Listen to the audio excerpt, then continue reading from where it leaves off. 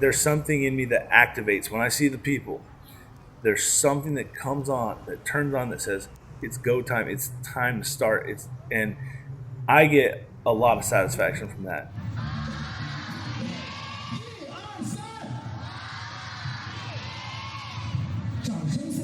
Jason Coffey.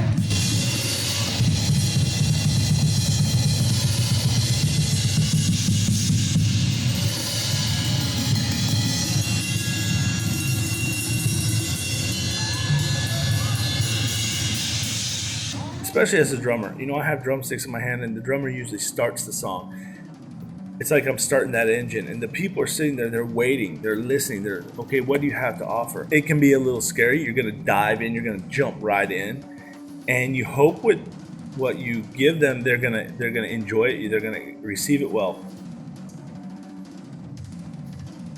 I've put in the time, and I think they're going to enjoy it. I've enjoyed it. And that's very important. If you can enjoy your music, then they will also receive it better. So I have this sense that they will enjoy it. That's why I want to perform it for them. I don't want to let them down. I'm going to say, okay, I'm going to give them 4 counts. 1, 2, 3, 4, and then we all dive in. And at that point, that's where I love diving into that, especially with the band. And when we dive in to the music, watching the reaction of the crowd to our first notes, our first rhythms, we're giving them the tempo, we're giving them the melody, we're giving them this thing that activates them, and we interact with the audience. I interact with the audience. I can see the faces. I can see if somebody's really into it or zoning out, or I can see it. I can feel it. For me, it's not just about the final product of looking at okay, we produced this album. For me, it's about performing the music. I mean, the drums. When you play drums, there's so much energy that moves through your body, and the drums, the toms, the drum heads, and the air that's vibrating. When you hit the drum, it's just this movement of energy vibrating out through the world. So I have a lot of energy. I can share that energy. It's amplified through the drums, not even through electricity, but through the drum itself and the cymbals. And it's so much fun just to hit a big kick drum. And then you add amplification to that, and it's even bigger. There's more people that can enjoy it. It's like a big cannon. And that's the best feeling ever. There's no better feeling that I've ever felt is to when you hit a kick drum and it's amplified through these huge speakers, and it roars out like a cannon throughout the audience, and it's just this wave of this feeling of this bass, boom, just hits people. It's a cannon. I love to share that feeling. That's what I feel when I play the drums. Boom! And add cymbals to that, and it's just this explosion. That's just the beginning. That's just the first part of that. And then you move into the rhythm.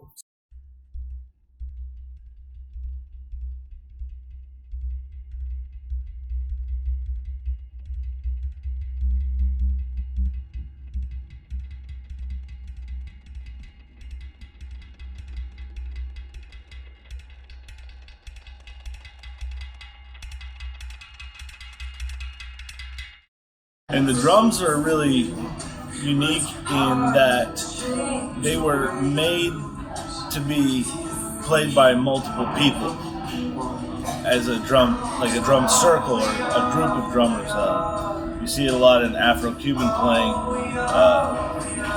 You see different percussion instruments, different people playing each one. And the drum set is a modern instrument where we have stands that are holding up all these instruments and one person playing all these things. So when you know the history of the drum and how it was supposed to be played by different people, then you think to yourself, well, one person playing it would sound like this, and if 2 people play it, it's going to sound like this. How do you do both of those? Well, I've learned how to do that, and then I can execute some of these ideas that are coming to my mind that were supposed to be played by multiple people, but I can execute it by myself. It just takes time to practice it. And, what I'm hearing in my head, put it out on the drums.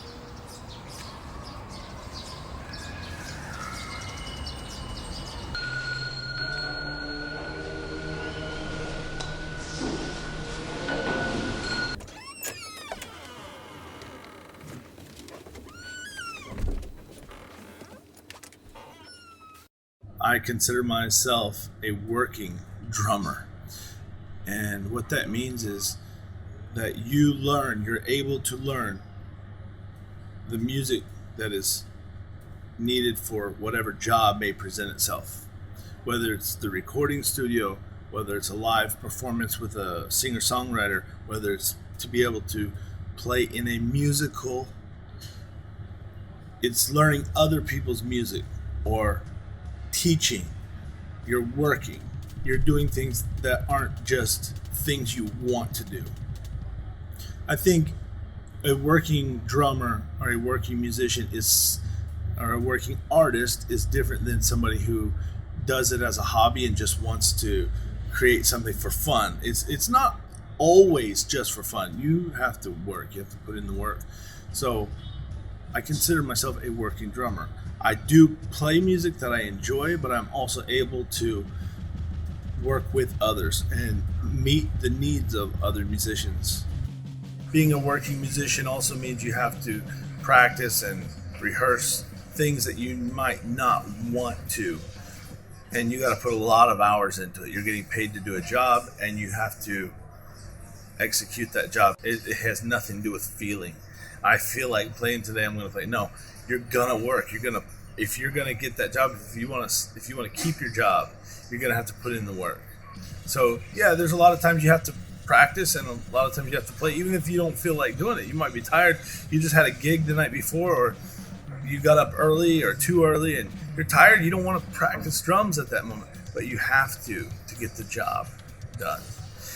And if you're working for yourself, you can kind of set the pace. But if you're working for other people who have time commitments, or the show is coming up and you have a few days, you only have one more day to practice, you better put in the hours to practice.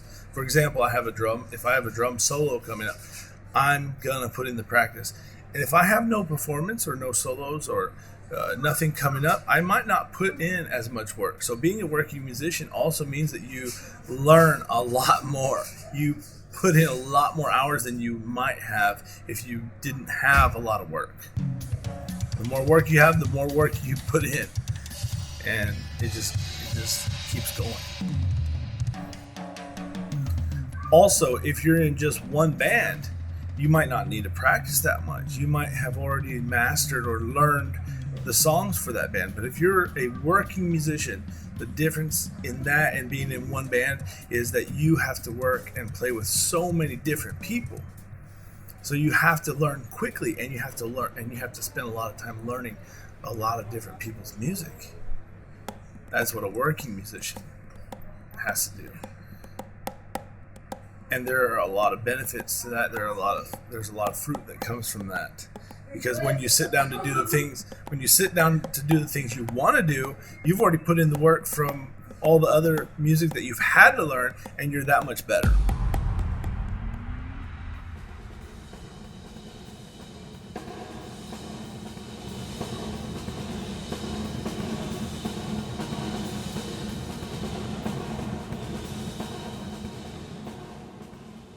When I go to play live, there are drones filming me. There are people everywhere. Everybody's got their phones out.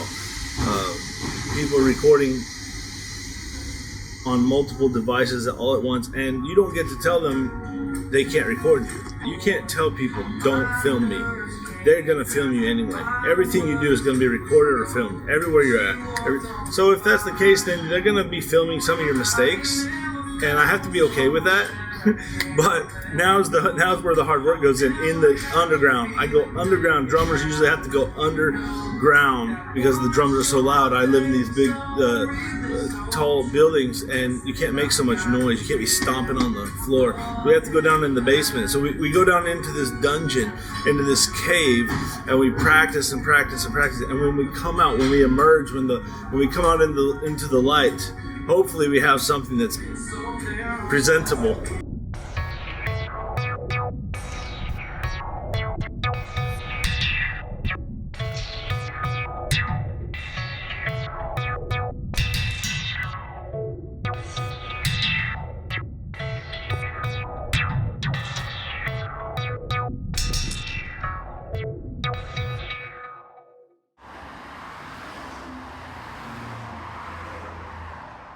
If I don't have a job, I'll probably spend a lot of time practicing skills that will help me get more work. But if you're working already, you don't have time to work on your technique or your ear training or your rudiments, or you don't have time to develop more skills you need, your reading skills. You don't have time because you're working on a specific task. But usually inside of that task, whatever job it is, there are all the elements that you need. You still need to work on technique, you need to work on reading and transcribing, and all those can be developed within that work. That's what I try to do. I try to develop all the parts that are essential to all the kinds of jobs with each job, even if it's not totally required. If all the parts are not required, I still can develop all those parts if I want to. For example, when I got hired to play a blues gig, I transcribed all the songs. I didn't have to transcribe them. Could have memorized these songs that were more basic, but I wrote out all the parts, which took me more time, but that made me a better transcriber. And then whenever I get another job that requires more memory, more things, more notes to remember, I will have practiced already how to transcribe the music. I'll be that much faster. Practice is where I spend a lot of time by myself. I have to be okay. I have to be okay with myself. I have to enjoy being alone in a room by myself with my instrument.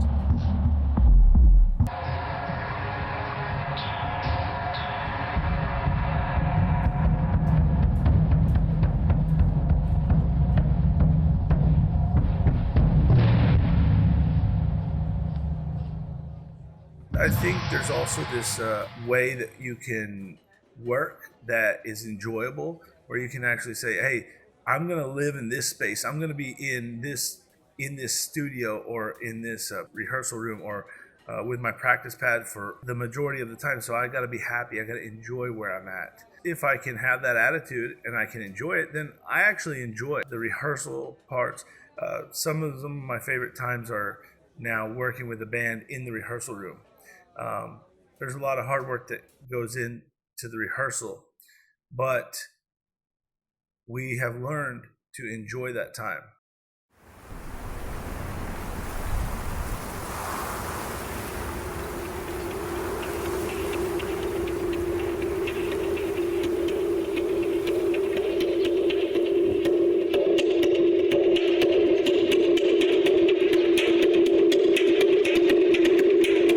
Suddenly hit me that I'm the person now that other people are learning from. Comes a point where you start to create and develop your own music more than you learn other people's music. I've spent a lot of time learning cover songs, learning techniques and reading, and been to music schools and studied the greatest drummers out there. But now it's my time. And the world's asking from me, what do I have to offer?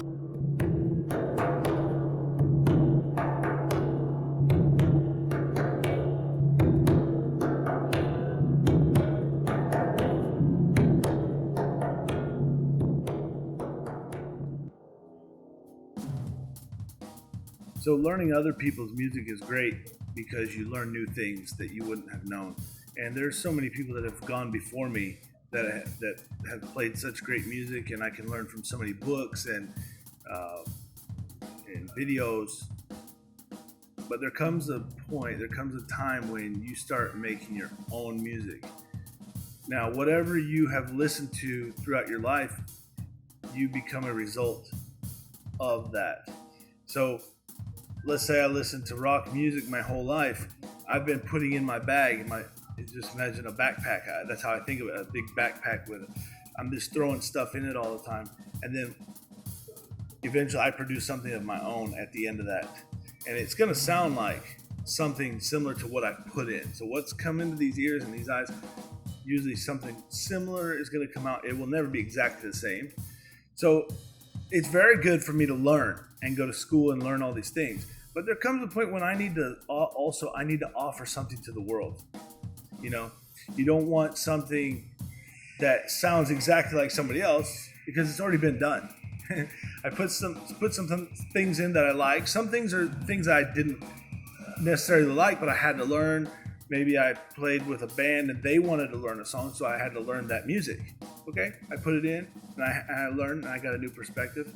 And I played like another drummer, or I play a certain style the way my teacher told me to. So I'm learning that way. But in the end, I need to make something of my own. Now, if you only listen to rock music, when you produce your own things, it's going to sound like rock and roll, probably, right? You're not going to sound like jazz because you haven't listened to it. American drummers have an incredibly difficult time playing Afro-Cuban music because they didn't grow up listening to it. It wasn't on the radio. They didn't hear it in church. They didn't hear it in the car. Their parents weren't listening to it. But if they were, or you grew up in a family that had a very diverse musical listening environment, you will produce something more colorful, more unique, because it has different styles put together. I was fortunate to have heard a lot of different styles of music growing up, and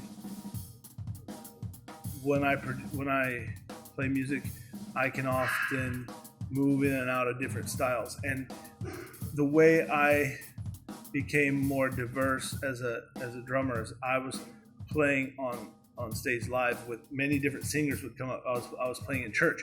Different singers would come up, so I was playing different styles of music also. And then I went to music school and learned different styles, learned samples of different styles, and put those in my bag as well. So learning other people's stuff is good. But when it comes to creating your own thing, your mind has to make a switch to, I'm producing something unique.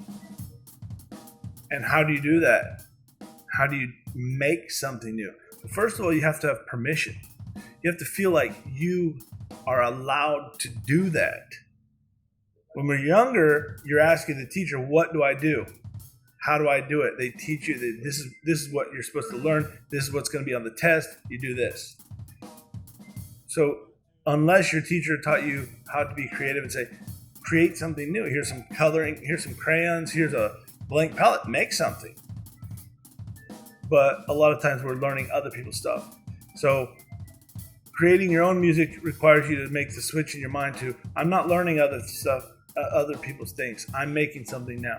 I'm going to offer something new to the world. What am I going to offer them? I'm going to offer my own perspective, my own thoughts.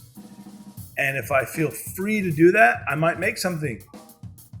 I might try something. And I might like it, I might not. But it will develop, and it can turn into something that I really enjoy and I want to share with other people.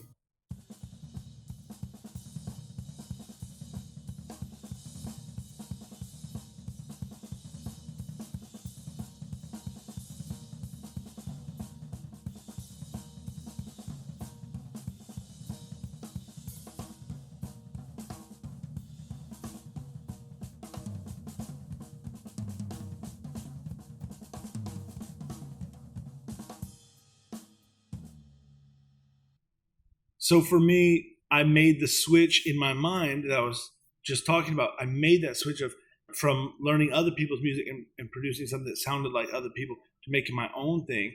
When I heard a story about this organization that they put on concerts for youth. When I was younger, I was going to those concerts. I was watching these concerts, and then they just stopped doing these concerts. I said, what happened? Why don't they do these concerts anymore? They said that our time is done. Our generation of putting these concerts on is done. It's time for the new generation to put on something. That was the first time it really hit me where I realized that it's my turn. When I was younger, I was learning other people's music, but now I'm older and people are coming to me asking me to teach them. I already had students for years before that, but I suddenly realized, yeah, it's my turn. I have to make something. I have to bring something to the table, bring something to the world. And I have permission because these guys are saying, we're done. It's your turn. Don't wait. I'm not waiting anymore on other people to tell me what to do. I'm the one that gets to create these events, create music. And I can do that. I can put it out there.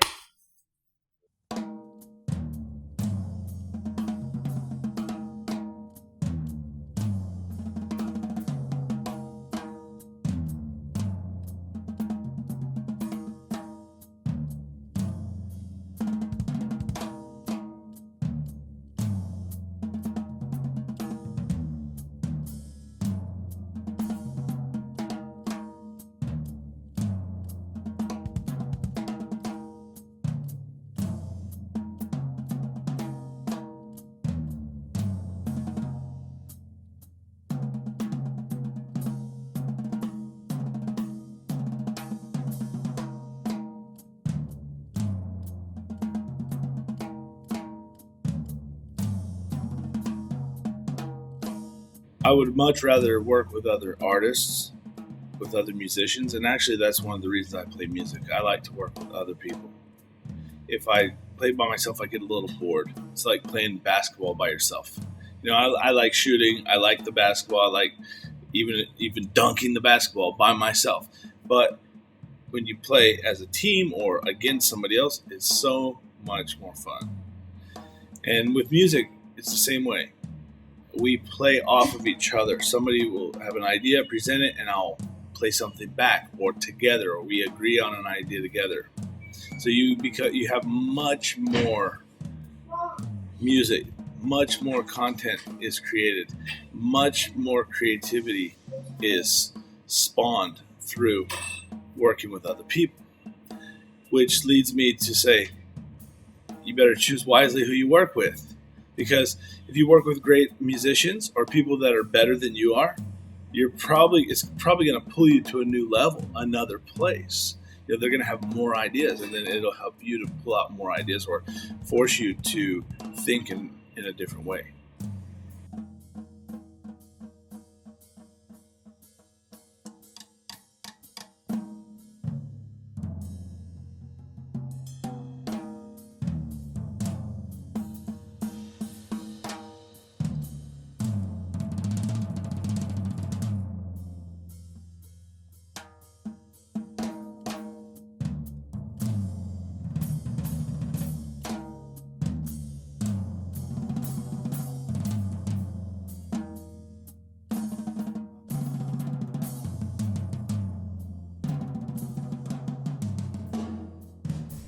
I've worked with a lot of singer-songwriters who write a song. They probably have some band in the back of their mind playing, but then when they actually get together with the band, it changes. Everything changes, and I think that's okay. There's nothing they can really do about it. And as a musician, as a drummer, there's also things that I play by myself, and then when I work with other people, the way I play it, the way I feel it changes also. So as a drummer, I rarely write my own music with the lyrics and the chords and melodies like that. But recently, I started working with a composer who helped me pull out the ideas that are in my head, and it was really interesting how it all came to be. Now, I didn't write or approach the song the way a singer-songwriter might with a guitar or with a piano. I wrote it from the drum set. Now, how do you do that? Well, I had melodies. I still have melodies and chords in my head. But how do I produce that without playing the piano? So the best thing I think that I could do was I had the ideas. I presented them to this composer. I showed it to him, gave him my ideas, and he was fully capable to produce the sounds that were in my head. He could hear, in a sense, what I was hearing. Now, when he played it, it had a different feel, which is okay because that's the way it always works. When you put something out there, when you work with another person, it changes. It takes a new shape. And that's interesting, and that's fun, and that's what we enjoy doing as musicians. So it's interesting to see how music can take shape based on the different people you work with. Everybody has a different perspective and a different feel and different ideas. So something that I might have created in my mind will completely change depending on who I work with.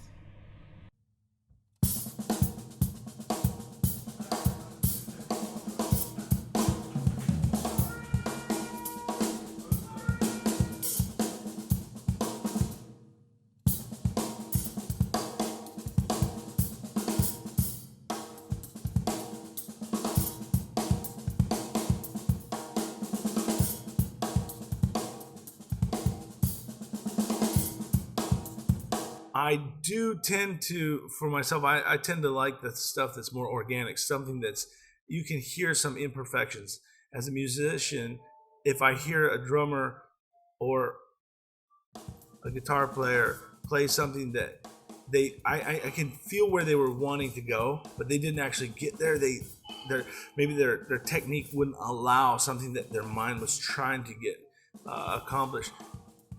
But they made it work. They went with what they had and they gave it their best shot. I love that. I love to see this process. I think that's what's um, human about music. And if we go in and we quantize everything, we make everything perfect, you lose the humanness. And that's, for me, that's not fun. You sense that something's not real about it. You just have a sense of awareness about it. And I think that's why we like to see reality TV. That's why we like to see live streaming. We like to see real human nature along with its imperfections. Not that we shouldn't strive to be better or develop, but the process is beautiful. Also, the process is really enjoyable to watch. I like watching others more than I like watching myself in process, because I always have this ideal of where I want to go. And if I'm not there, then I'm always striving to get there. But if I can enjoy it as if I'm a viewer, for example, if I'm watching one of my favorite artists practice, I'm not working as hard as he is when I'm watching. I'm just watching him.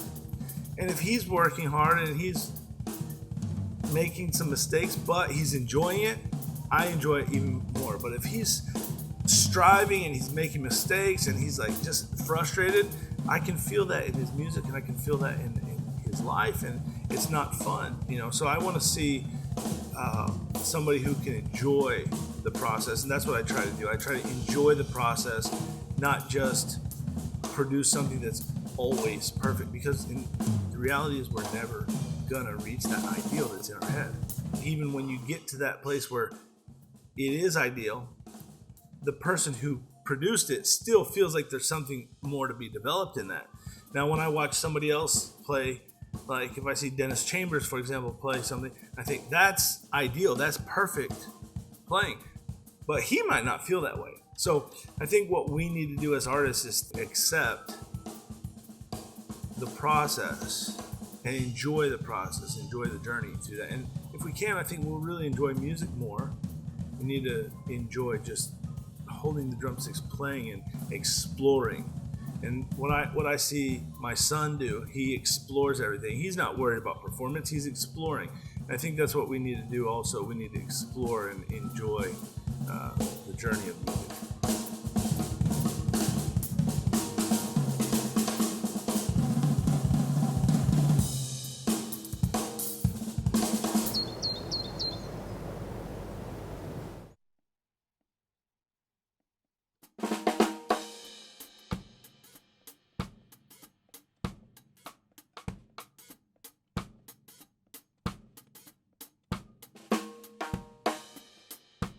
Fear can hinder our growth, hinder my growth as a musician if I let it.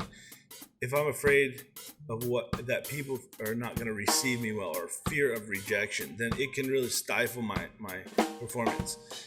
And I think to be a good musician, to be a good artist, you have to get past that fear part. You have to get past. You can't just say, I don't care what people think. That's not reality.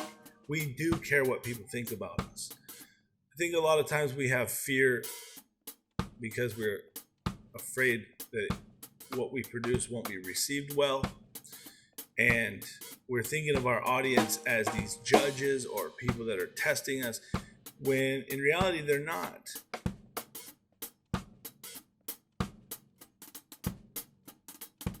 I had a friend of mine that said, Jason, if you're going to fantasize that people are talking about you or thinking about you all the time, you might as well fantasize that they're saying good things about you. Hey, look at this handsome guy that walked in the room, opposed to who does this guy think he is? There's a big difference. Look at this handsome guy walking in the room. I don't have to lie to myself and say things that aren't true, but I can say, maybe they're saying good things about me. But there is this weird thing that we talking about all the imperfections that we see in our own music. The listener isn't sitting there searching and analyzing the way we do as musicians. And if you put something out there that's good, great, they'll enjoy it. One of my teachers told me in journalism school, don't let great become the enemy of good. And what she meant was, don't let this ideal of perfection stop you from producing good content. And if we can get past that and just put something out there that's good, then the next album or the next thing that we produce can be better.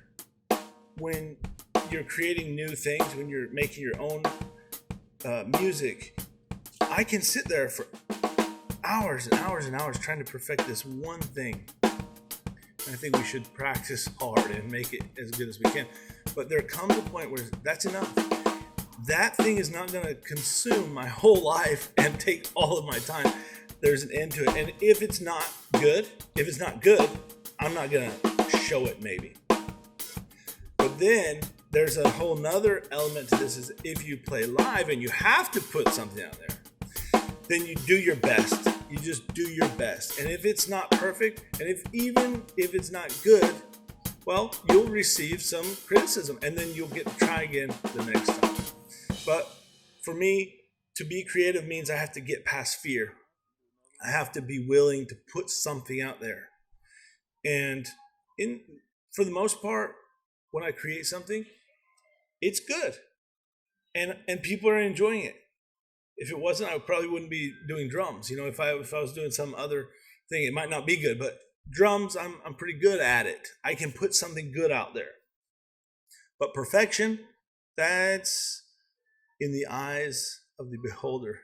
It's a perspective, I think, that we don't need to try to reach. So getting past perfection and being willing to grow and being willing to put out good and getting better is really key.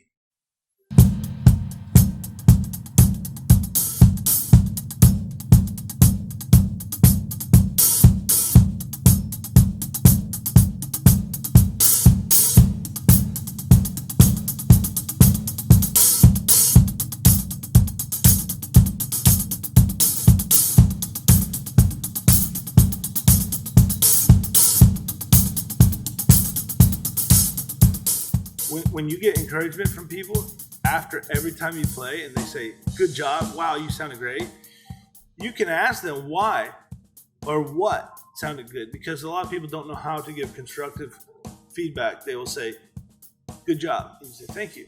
But what was good about it? And then if you start asking people, they tell you some of the things that they like. Then you suddenly realize that, hey, I have something that people like. And when I realize that I have something that people like to hear, I want to make more of it. Naturally, I want to make more. As musicians, we tend to also compare with other people. This drummer is very fast, or this musician is very, very popular because of this or whatever.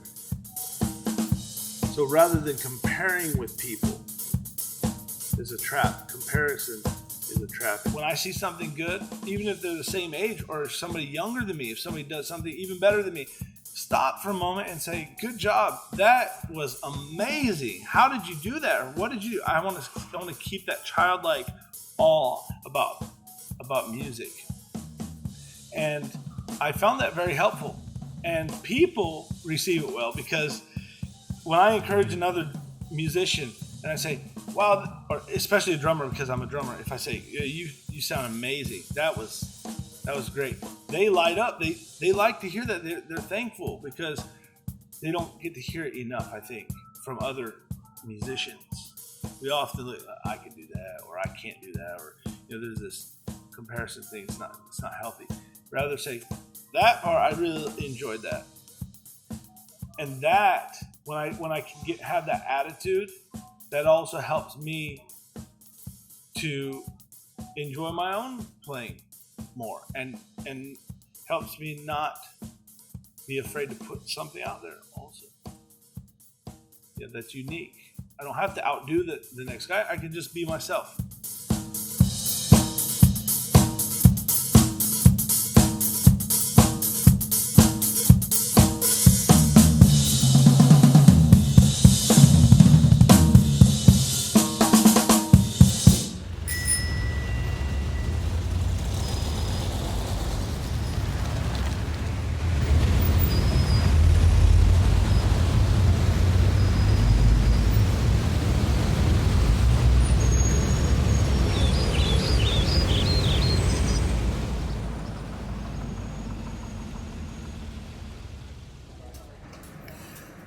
The musicians that influenced me the most, I can name a lot of people, but I would have to say my father, my dad, Rufus Coffey, who's no longer with us, really taught me how to enjoy music, how to play music. He taught me the drums when I was young. He gave me a Beach Boys record and a Creedence Clearwater Revival record, some headphones, and an old used set of drums that he bought at a pawn shop. And he was a bass player, so he knew music, and he knew a little bit about the drums to teach me the basics, and he let me go from there. He taught me how to play the kick drum with his bass. So when he would play the bass rhythms, he told me to play the kick drum with whatever he played on the bass. And little did I know that is a very important lesson in drumming, that the bass and the drums are a rhythm section. They're supposed to work together. So my dad taught me a lot, but the main thing that he taught me was to not be afraid to sit in with people. I remember very clearly when I was 8 years old, maybe I was 9 years old. I had just got my drums out. I didn't know how to play my drums yet, but there was a country music band just down the street that was rehearsing, and he said, "Why don't you go play drums for them?" They didn't have a drummer at that time, or the drummer was absent. And I said, "I can't play the drums with them. I don't know how to play drums for them." And he said, "Don't be afraid. Go over there. Just go down the street. Go sit in with them." And I was terrified, but he encouraged me. And I went to that room. I sat down with those guys and a big drum set. And I joined them. I don't remember what I played, or if I played. I'm sure it wasn't good or great music. I wasn't playing yet. I just started learning. But it was an important lesson he taught me. He said, "Don't be afraid, and go out there and do it."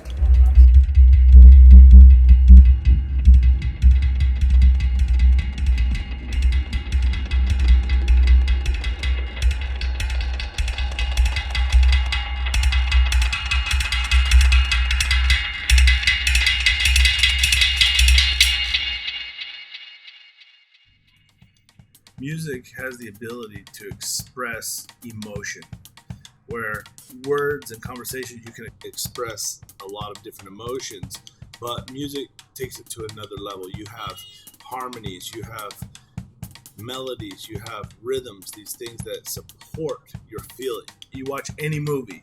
Take Jaws, for example, the movie Jaws. A shark is chasing somebody in the water, and they're swimming. And you might see the camera shoot the shark and then shoot the person, and you see it go. But if you add music to that, it adds this emotion of intensity. You start going faster and faster and faster, and you can feel the shark actually coming inches away. That's what music does. It supports our emotions. It enhances our emotions. It brings out our emotions. If you're in love, you write a love song, you can feel that love in a different way. If you are angry or you have a lot of energy, you can put some guitars, heavy guitars or drums behind that, and you can feel the energy from that too. A lot of workout music, you're running, you're exercising, but you put music to that, you can go longer distances, you have more endurance. So I think that's what music offers. It offers something of enhancement to your emotions and your thoughts.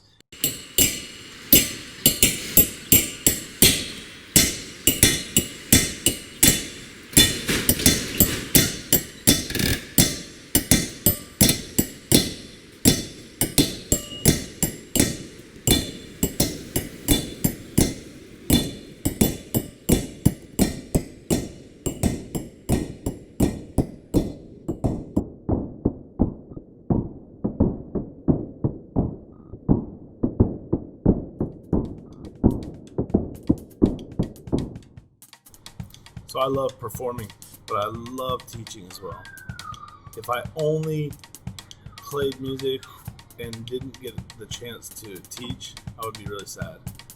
I have two younger brothers, and I love teaching them things. I was kind of the pioneer. I would go and explore things. I would try new things, and then I would show them. hey, be careful of this, or look how fun this is, or you got to taste this. It's so good. It's in my nature to share things. I love teaching students. When I teach, I get a new perspective. I put myself in the shoes of the student. I try to think the way they think. I try to learn from their perspective. So I get a new perspective. I learn more than I knew before. And it forces me to think about things deeper. Think about something I may inherently know. If I have to teach them, I have to think about it deeper. I get to learn a whole nother layer. I also enjoy teaching because I like to see students get there. They want to learn something. I like to help them get there. So that's, in a way, that's performing as well. You're helping somebody get from point A to point B. And when you see them get it and you see the smile on their face, or you see them get excited about learning, that I get great satisfaction from that. It makes me want to teach even more, show them more. I also like to break ideas down, so complex ideas. A lot of times drumming is very fast, and when you see it, it looks like the drummer is somewhat of a magician.